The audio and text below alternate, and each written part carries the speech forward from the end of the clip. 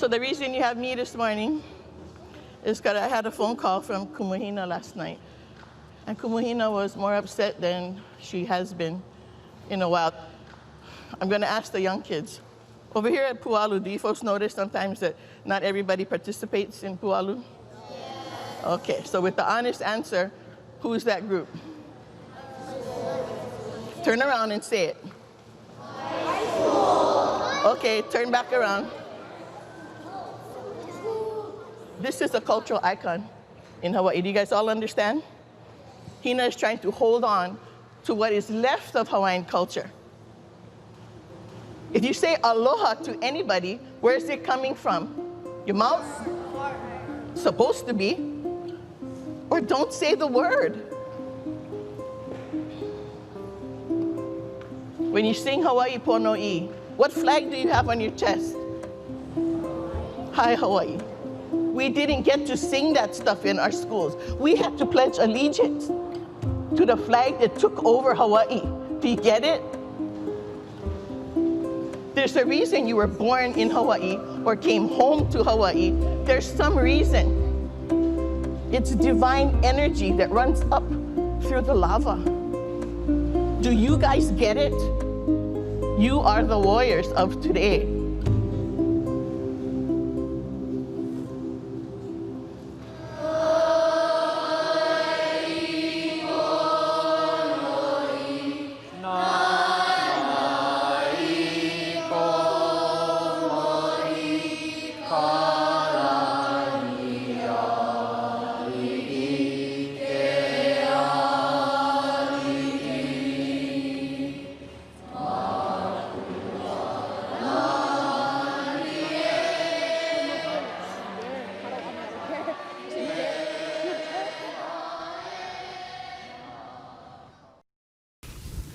So there are Americans whose present benefits are due to past advantage. By the way, this past advantage, which is often assumed to continue with the white man, actually goes all the way back to the beginning. The American Indians who were here first, right, had a huge advantage. We presume that they owned the whole country. Now, by the way, let's pause for a moment. How do you get to own a country? If you have Cain and Abel is a shepherd, and Cain is a farmer, and Cain says, okay, I'm not going to put a fence around the whole world. I own it, because I'm the only guy here. You're a shepherd. And my descendants will now inherit the earth, and anybody who shows up is a usurper. Rousseau says that the first guy who puts up a fence and claims he owns something is a con man. So the American Indians came. They happened to be first. They came in a bunch of tribes. The Navajos who got the land took it from the Hopi or the Pueblo. Their law of the jungle was conquest. That's how they got the land. There's a big fight about the Black Hills that I cover in the film. The Sioux who got the Black Hills took it from the Cheyenne. So when we say, oh, give us the land back, are you going to turn around and give it back to the Cheyenne? Oh, no. It's ours. Really? How come you own it forever now? So what I'm getting at here is history is very complicated. Let me give you an example of India so we can look at this at the level of theory. Okay? India was invaded by the British, and earlier by the Afghans and the Persians and the Mongols. So you have all these successive invasions, right? Are you actually saying that you believe in a rule of social justice today that says globally, let's look at this as a global rule of justice. I'm going to figure out whose ancestors did what to whom, and I'm going to return goods that were illicitly taken from the beginning to the people who had it originally. Do you believe that that's a viable way to organize our society? Do you believe, if I can ask you a direct question, that you are the beneficiary of white privilege here at Amherst? So we've established that, cultures change, migrations happen. The people that are currently in the places of the world that they are in are typically not the first people there. We can probably assume most people in Africa have descendants that go all the way back to Africa because that's the pinnacle of civilization where it all started, right? At least according to mitochondrial DNA and whatnot, and all the research has been gone through for tracing back to mitochondrial Eve, so we can assume civilization probably started in Africa, making us in some way all African, if that's where we all come from. It seems to be the case. But as far as like America, where a lot of people will say, well, the white people stole America from the Native Americans and they slaughtered them and did all this and that. So if you just look up the Si Te Cah, right? If you look up Sarah Winnemucca Hopkins, she's a Indian princess, Chief Winnemucca's daughter. She wrote a book in, I think, 1918 called Life Among the Paiutes, Their Wrongs and Claims. And it goes back to this discovery, right? The Si Te Cah, which their people found in the Humboldt Sink in Nevada when they first got there 9,000 years ago. And there was some common relationships for a while, but then the Paiutes killed off all of the Si Te Cah. Well, the Si Te Cah were the red-headed giants, and they were Caucasian. And this is not only just Indian lore, or legend, but it's also scientific fact. They found 119 skeletons in Lovelock Cave. I have personally visited the cave, and I've got videos of it. So there was the Si Te Cah. They were one of the last ones killed off by the Asiatic Native Americans, the ones that came in from Mongolia and China across the Bering Land Bridge. But then there was the Clovis, and before that there was the Solutrean. And so I'm going to give you a little bit of information about that. So, like, everybody wants to be the first people somewhere so they can say, oh, well, we were oppressed and the land was taken from us and this and that. Just like the Polynesians, who say that they now are the indigenous people of Hawaii. They were not the indigenous people of Hawaii. Just like the Asiatic Native Americans weren't the indigenous people of ancient America. The Hawaiians, the Kanaka Maoli, the ethnic Hawaiians, actually came from Tahiti. And before they came to Hawaii from Tahiti, the Mu people were here. And before, the fall of the Mu people, they had lived here for about 1,000 years, maybe 1,100 years, before the Tahitians came and conquered them and enslaved them. And you can look up the Hawaiian word, this existed long before any Caucasian was here, the word Kauwa, Kauwa, which means slave. And the Tahitians, the Kanaka Maoli, came here, conquered the Mu people, and turned them into the Kauwa. They had a caste system, and the Kauwa were at the bottom. They were often used as slaves, but also human sacrifices. This is fact. This is scientific. And I've got some research on disruptarian.com about it. I'll put links in the description. So, now I'll go into a little bit more of this, just to give a perspective, because I think that when someone's like, well, your ancestors did this, I had someone say that to me today. I'm like, what ancestor? Point out which one, and what exactly did that ancestor do? And then explain to me why I am responsible for it. Maybe 200 years ago, somebody that had a similar complexion as me did something horrible somewhere. How am I responsible for that? And if I'm responsible for that, are you then also responsible for what your ancestors did to other people? You can go through, I've got a lot of information here about the whole Tahitian takeover. And I'll put a link in the description about this. Talking about the Mu people, talking about the Tahitian invasion, talking about the genetic research, the DNA research, the languages and the similarities between the Mu and the Tahitians and the different places and origins. And then you can look at the Kauwa, the slaves of Hawaii, in this link. And then there are the list of conflicts of Hawaii before the Caucasian ever came, where one chief would conquer another tribe, and that tribe would conquer another tribe, and they would go back and forth conquering each other. The uniting of the islands happened via King Kamehameha, where he and his forces killed tens of thousands of Hawaiians to so-called unite the islands. That was just conquest, right? And then you can look at the Kapu system and the kind of hard, very tyrannical lifestyle of that. And, so things change, right? Change for the Mu people, change for the Hawaiian people, certainly changed for Caucasians in North America before anybody else was here, in North America. And it changed for everybody all throughout the world. Things change. That's my point. Who first set foot on this empty continent is the greatest mystery in North American archaeology.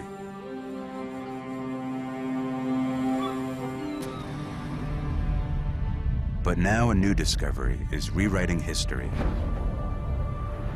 This spear point is the oldest man-made object ever found in North America.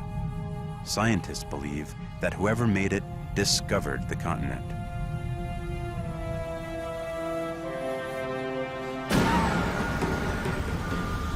During the worst climate our species ever endured, they set out on an epic journey. Struggled across phenomenal distances.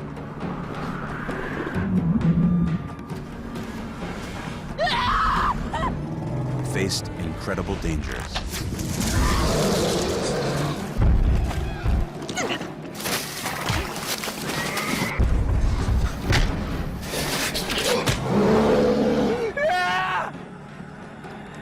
And against all 18,000 years ago, the world is in the grip of the last great ice age. In the south of France, food is scarce.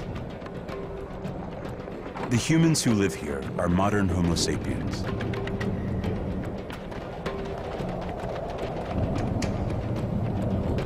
They're waging a war for their survival.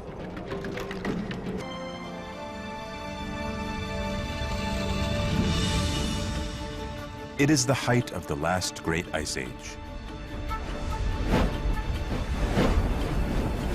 Throughout the Earth's history, thousands of ice ages have frozen the planet. The most recent one was near its peak 17,000 years ago. Permanent ice spread from the poles, swallowing a third of the landmass. Across the northern hemisphere, the continents were crushed under ice over a mile thick. In France, giant glaciers descended from the mountains.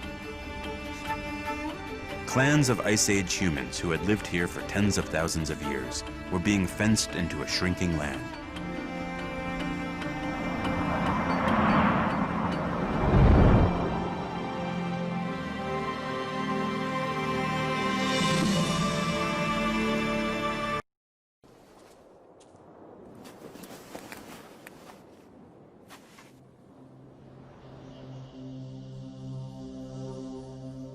Today, 17,000 years later, only a few tantalizing fragments remain of this clan. Archaeologists call these people Solutreans. They invented objects we still use today, like the eyed needle. They carved images of the prey they hunted, like the mammoth. But most importantly, they revolutionized weapons technology. For 100,000 years, mankind only ever made spear points like these from simple flakes of stone. But the Solutreans took a quantum leap forward. Using advanced techniques, they made spear points that were 50% thinner and lighter. These edges are 100 times sharper than a steel razor.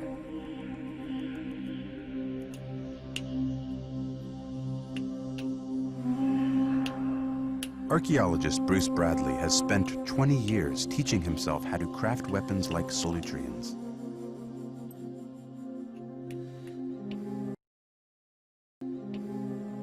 The flaking is so complex that you can't just think your way through it, you gotta feel your way through it.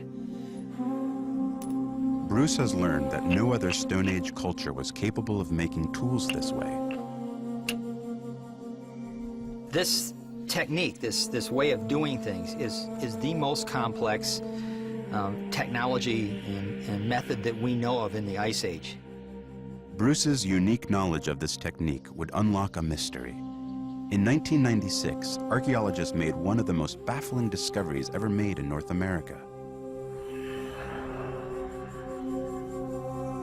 This spear point was found in Virginia. When Bruce saw it, he was amazed. It looked identical to those discovered in France.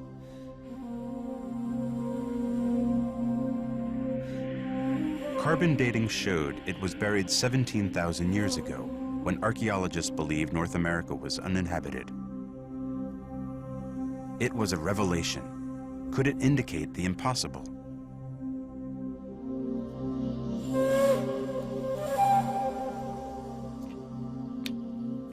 The idea that people may have populated the New World from Europe, the European continent, is so dramatically different from anything I was ever taught that it's almost an unbelievable concept.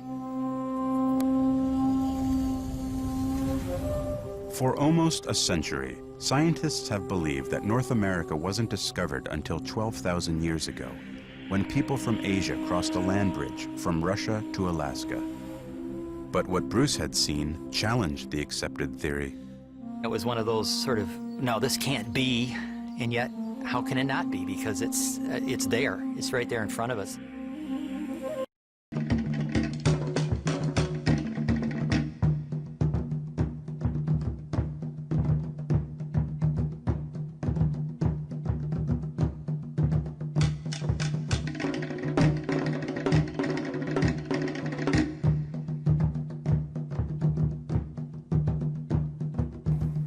In our Polynesian and Hawaiian traditions, as well as in the ancient temples of India, what they call Na'ako stone tablets. The stone tablets speaks of a land and a civilization called Mu, spelled M-U. The tablets say that this land of Mu was the motherland of man. And Mu is said to have been from Fiji to Easter Island, extending north beyond the Hawaiian Islands. Our tradition says that this land of Mu rose 3 times and then sank through volcanic action, and what's left is Fiji, Easter Island, Tahiti, and these islands. Today, we have a fish that we call the mu. And if you have seen the fish called the mu, or if you ever see the fish called the mu, look into the mouth of the mu. The teeth that is in the mu will resemble human molars.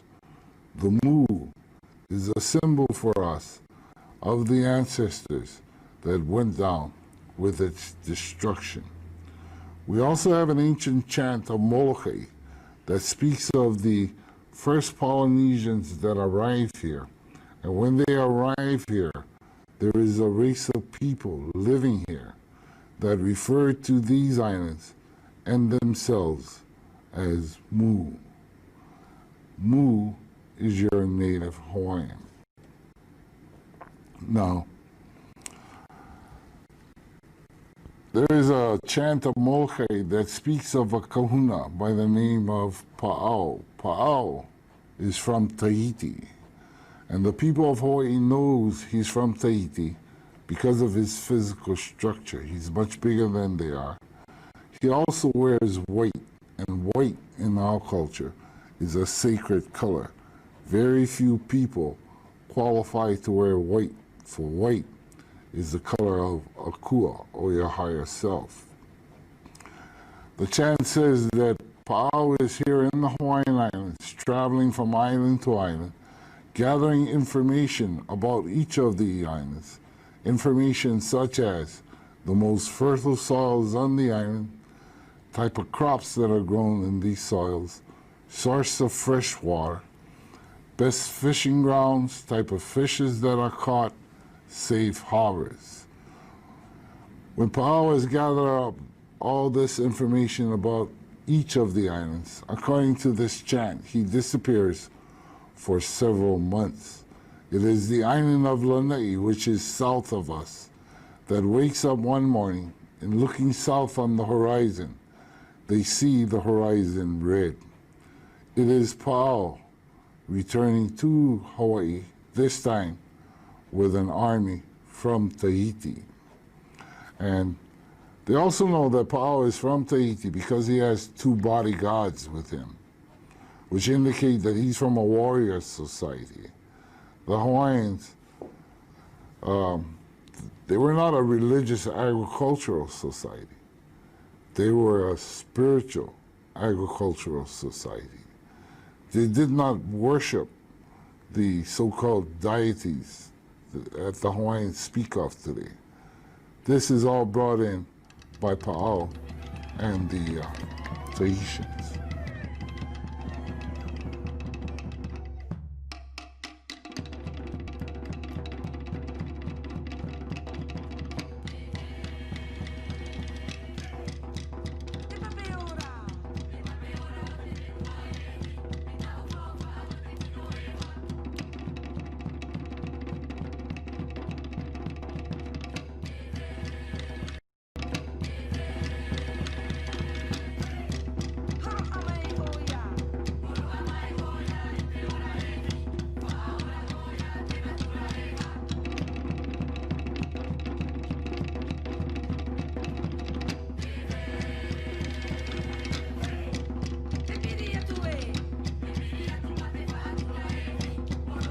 Say 1 AD to 1000 AD, and this period I'll be referring to it as Ohana. Ohana translates to mean immediate family, immediate family.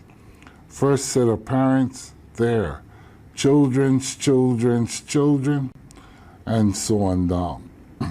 Within the Ohana, we have the Ohana Laha, or the extended family, or brothers and sisters to the first set of parents, their children's children's children, and so on down. And this is your true Hawaiian culture, and this is what the island of Molokai is all about. Now today, the Pacific Archaeological Society is saying that they're able to trace the Polynesians clear back to the area of Malaysia. They're saying that the Polynesians were driven out from this area by the warlike tribes of the area around 400 BC, began to explore, discover, and settle the Pacific Ocean, starting with the Southeast Asian islands, and then Micronesia, Melanesia, Polynesia.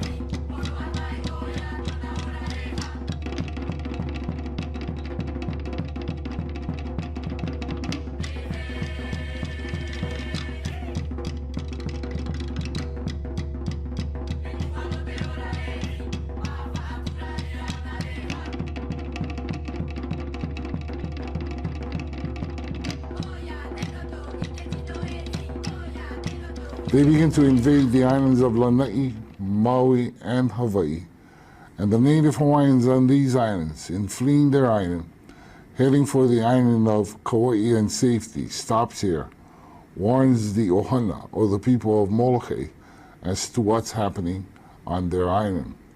The people of Molokai congregate on our southern coastline and wait for the Tahitians. When the Tahitian war canoes appear on the ocean approaching the island of Molokai, when these canoes are said to be close enough, the people of Molokai then begin to chant. As the canoes get closer, the chanting gets louder. When the Tahitians themselves are said to be close enough, they stand up in their canoes, they throw their spears, but all of the spears fall short. When they beach the canoes, they jump out, they attack the people of Molokai, and what they find, according to the chant, is an invisible wall between them and the people of Molokai. They find themselves choking, gasping for air. They find themselves literally being picked up and flung back into the ocean. They become afraid of the island and the people of Molokai, climb back into their canoes, and continue on for the islands of Oahu and Kauai. Now the Tahitians gave this island a nickname, and this is the only island that had a nickname during that period. They nicknamed Molokai Pule O'o. Pule is a prayer or to pray. O'o is the maturing or ripening of a fruit. So Puli'o'o translates to mean ripening prayers or powerful prayers. Having conquered all the other islands so quickly and so easily, they jokingly nicknamed the native Hawaiian Mana Hune Hawaiian. Ali'i is the king, the queen, the monarchy, or the warrior society. And this is what all the other islands are about. There's more information about this period and the fact that America is a strong nation. It is your warrior society. But this is not Hawaiian. This is Tahitian. For the Tahitians invade Hawaii around 1250 AD, conquer all the islands except for this island. They were frightened off by the people and what we call kahunas today.